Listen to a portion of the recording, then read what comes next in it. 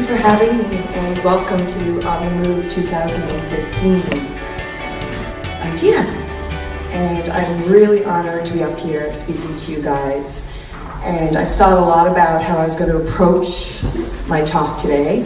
So I've decided that I'm going to give you guys tips. Tina tips. So, yes, see if this works. So the first thing I'm going to get you guys to do is you're going to stand up and you're going to introduce yourself to someone you don't know. Go! Thank you for indulging me. It was quite beautiful too to see all of you guys just go for it. No one hesitated, so that's...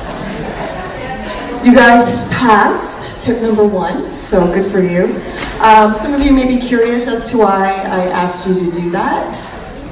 Big part of this dance community that you're about to embark on is knowing who's in your community. So start with your peers, like you just did, and then when you go out there and you start taking classes with perhaps teachers that you don't know, introduce yourself to those teachers. And then if you go see a dance show and you're totally inspired, maybe introduce yourself to one of the dancers or the choreographers. So to build any relationship, you have to introduce yourself, so that's why I got you guys to do that this morning, so thank you. Today, Amanda mentioned that you guys are going to have a lot of opportunities to speak and listen to people from the dance community. So my tip number 2 is ask questions. You're entering a field that is very rewarding, but it's also very challenging. So be a sponge, absorb as much as you can today. I know it's going to be a little bit overwhelming, but you have your notepads and your pencils and your pads, so I'm sure you'll be fine. You'll want to listen to these people because they have done it and they're doing it and they're working in dance, so they have a lot of knowledge to share with you guys. I went to On Move in 2002. I think it might have been the second On the Move. Yes. It was held at the Dover Courthouse. And my fondest memory was the open dance class. I don't think they do that anymore, but we all took dance together, which was really great. And I remember standing in that room and looking at everybody and going, oh wait, no, there's not enough jobs for all of us. And I say jobs because I'll get to that in a minute. But then I also realized, because I'm a bit of an optimist, that if this is something you guys want to do and you want to carve a life out for yourself, you'll do it. So I just wanted to put that out there. So on that note, no path is the same. So some of you are going to get really lucky and you're going to get a job right out of school. Yes!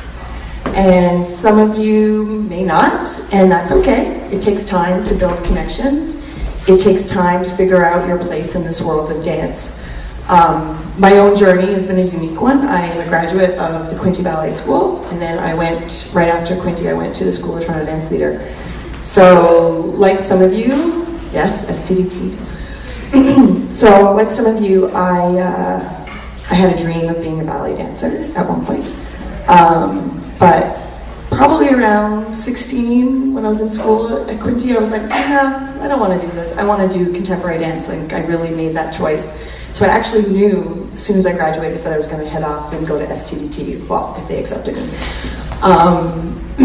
And one of the things I realized once I got at STDT was I had a lot of work to do. I had to learn how to drop my weight, figure out what the pelvic floor was. I'm still trying to figure that out. And to be honest, training and working is a lifelong commitment as a dancer. You'll always be learning, improving, and evolving. And it's awesome. It's actually the best thing I love about dance is the learning. So I'm just going to let you know, it gets better. So, Tina tip number 3. Be versatile. Don't limit yourself to one style or one type of dance job or one company. Be open. I work with contemporary choreographers. I make contemporary work. But then, I also do flash mobs for like Menchie's Yogurt, Estee Lauder. I am a backup dancer for a drag queen named Facelift and Fluffy Souffle. I am a part of a children's show called Surgery. I am Princess Tina. That is true, I don't make that up. I even have a song. I am a part of a burlesque group called The Scandals, and I've been with The Scandals since 2006. And that job has been probably one of the most rewarding of my career and educational. So basically you get my point, right? Don't put yourself in a box. All of those experiences that I just mentioned inform my artistic practice, and it's taken me a long time to realize, but I couldn't do one without the other. I need to do those things like a flash mob, and then I get to wake up the next morning and do my double bounces. So if you're out one night, and you spark up a conversation with someone you don't know, that happens, and they ask you that famous question, what do you do? And you say, I'm a dancer.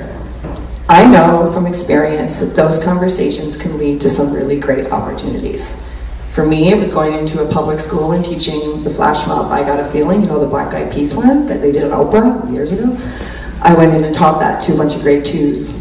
And it was incredible, and it was a paid job, and it literally started from a conversation and going, hi, I'm Tina, I'm a dancer. And then 2 weeks later, I went into the public school and taught. So, if you asked me when I was your age, and I'm about to enter this professional world of dance, I wouldn't have guessed or imagined any of those experiences. And to be honest, I think I was quite naive, and I thought, graduate, get a job in a dance company. But that's not my reality. My reality is I'm an independent dance artist, and I love it. So I think this is a good time to tell you my favorite quote. If you want to make God laugh, tell him your plans. It's a Woody Allen quote. So my 4th tip is be flexible, be open, the unexpected. This career has many highs and many lows, ebbs and flows, and if you want me to be blunt, it lacks consistency. So it's a business where you guys are going to hear a lot of no's. Don't worry, there's yeses too. And when you get a yes, it's like you've hit the jackpot. And it can sustain you for months, that yes. So I just want you guys to know that you're all going to feel this, you're all going to feel the highs and lows, and you're not alone. And I need to remind myself of that sometimes too, because sometimes when you're feeling, you know, confused or struggling, know that you're not the only one. And I just think that's a good thing to hear. Now during those downtimes, there's lots of things that you guys can do. For example, some dancers take non-dance related work, like serving, catering, travel, take continuing education courses, teach. I went back to school with the help of the DTRC, and I got my Thai yoga massage practitioner license. So when I'm not teaching or when I'm not dancing, I give body treatments, and it's awesome. So basically, the world is your oyster, guys. And I'm going to give you guys a dad quote. Yeah, it's true, I am going to give you one of my father's quotes. So have something to look forward to. So use your downtime to make plans for the future. So, tip number 5. How are you guys doing? You okay? Okay. Be self-sufficient. So, right out of school, I didn't have a job. Totally fine. And I thought about, well, what do I really like? What am I interested in? And creating was what I was really interested in. So I got together with my pal, Kate Franklin, who I went to Quincy with, and we actually met, came back to each other's lives. She actually went west after she graduated from Quincy, and I came here in Toronto. And she came back and she ended up getting the internship at TDT. And after she was done and I was done with school, we were like, okay, what's next? So we got together and we started a collective called Ambitious Enterprises. big name. And we started a series, like a little mini festival called At the Wrecking Ball. And At the Wrecking Ball was a platform for us to show work, for us to perform. But we also opened it up to other dance artists that were interested in collaborating with an interdisciplinary artist. So if someone was interested in working with multimedia, then they'd choreograph and they'd team up with a multimedia artist. So that was basically the premise of At the Wrecking Ball, and it lasted for 10 years. And it's taken me a while, but I realized taking initiative right out of school is what kept me involved, and it kept me invested in the dance community. And it also kept my morale up. And I think that's really important, because it kept me, you know, it gave me reason to be in this dance community, because I had this thing that I was focused on. And to be honest, I probably wouldn't be standing here talking to you guys right now, 13 years later, if I didn't do that. So tip number 6, stay involved. Do whatever you have to do to stay involved. Volunteer. I love volunteering. You get to go see dance for free, you get to meet new people. It's great. Go to different dance classes. I mean, I even still go to dance class. I went to a house class a couple of weeks ago. It was hilarious and amazing at the same time. I bet you guys would pay to see that. Share resources. Now this is a good one. So right after school, you're like, I want to make something. I don't have any money. Well, guess what? You have all of these beautiful bodies in front of you, and I bet you they all want to dance. So share creativity and bodies. Dance for each other. Basically get creative, which is a skill all of you have. So just utilize that. Tip number 7. How are we doing with these tips, guys? Tina tips. My friend said I need another like hashtag, and I was like, I'm not that witty, so I'm not going to do that. And then I got all insecure about my Tina tips, and I was just going to, anyway, so tip number 7. Educate yourself, which is what you're doing today. Every city hub that has a thriving dance community has so many services to help you out. Dancer Transition Center, one of the reasons we are all here today. Oh, it's gone. Oh, it's right there. See all those lovely logos? Yes, Kata, Duo, Series 808, The Lovin', Dance Ontario, the list goes on. And they all contribute to our thriving dance community. So I'll just give you some advice on some of these organizations, but you're going to meet a lot of them later this afternoon, I think at your lunch hour, if I'm corrected. So if you're interested in presenting work, Series 808 is a really great organization to talk to. Dance Matters, Summer Works, so check those guys out. There's usually an application process, but writing about your art is a skill that you guys are going to have to refine. So it's really good practice, and personally I think writing applications is a really great gateway into grant writing. Woo, that's a scary word. And I'm sure grant writing will hopefully come out today, and even if you're not interested in creating, I would still really listen to that information because you can take advantage of travel grants and professional development. So just listen to that and learn about the guidelines and what makes you eligible, and yeah, you'll learn all about that. The other thing I want you to educate yourself on is where to train.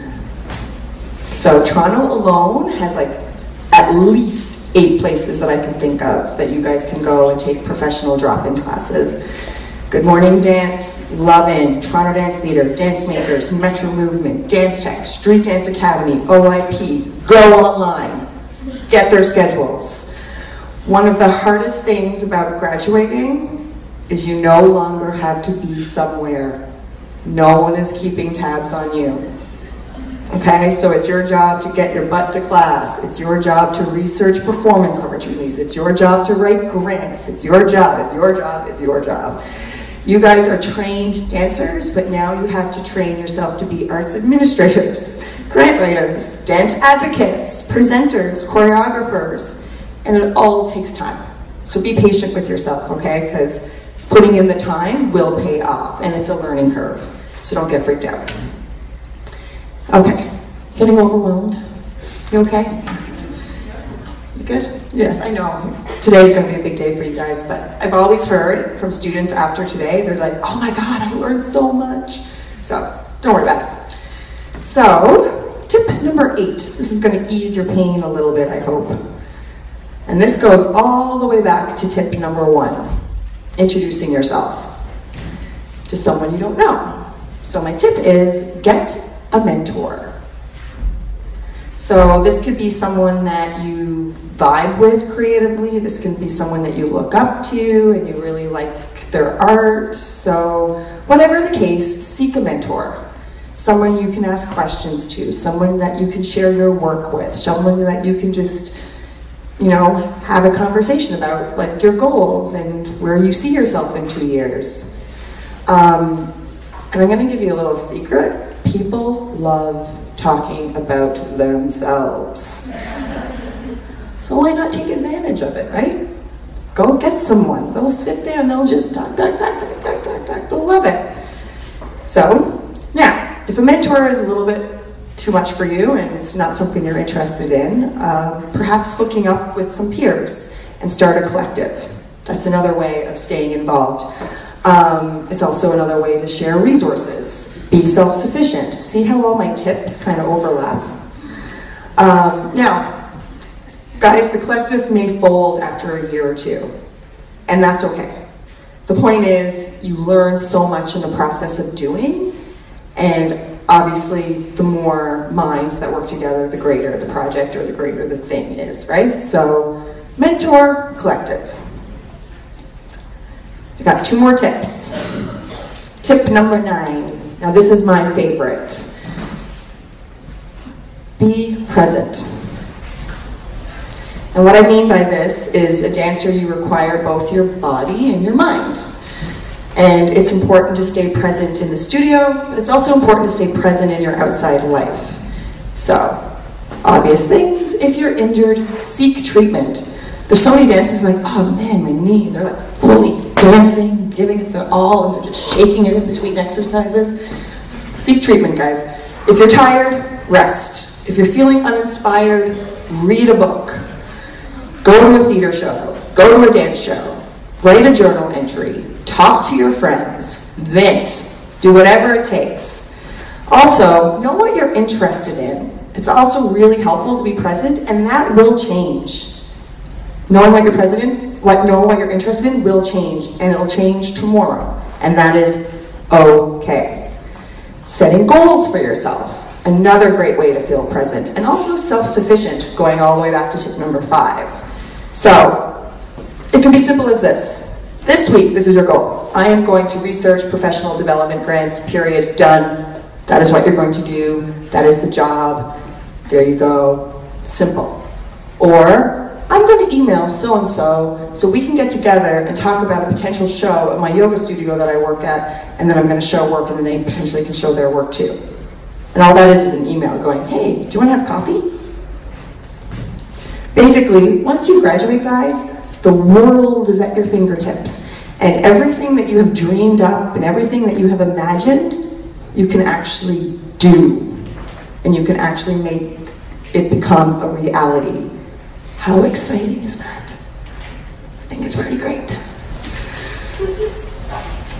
My friends and I have a saying, every day we're hustling. You know that song? Every day we're hustling, right? Thank you, Rick Ross. So, in regards to our careers, being a dancer means you're juggling multiple jobs and schedules. My 10th and final tip is stay organized.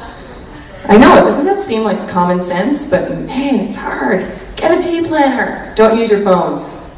I learned that the hard way. Don't use your phones, then you lose the phone, and then you don't know what to expect. Write to-do lists. Check your email regularly, which you guys probably do because you're all like attached to it. Confirm plans. You get my drift, right? Be organized. My point is, once you graduate, it's up to you to keep your schedule. There's no longer that bulletin board, you know, that says, Wednesday at 2:15, I have to be there, and then you just know that that's what you have to do because the bulletin board said it. So, this might seem overwhelming, but trust me, it gets easier. And it's really fun figuring out the puzzle that is your life. So, also know that. And also know that being a freelancer isn't everyone's cup of tea. And you may realize after a year or two that it might not be for you. I mean, that is if you decide to be a freelance dance artist. And you'll figure out what is. So, to be a dancer doesn't mean you're in the studio 24/7. As much as that would be incredible, it's not always possible.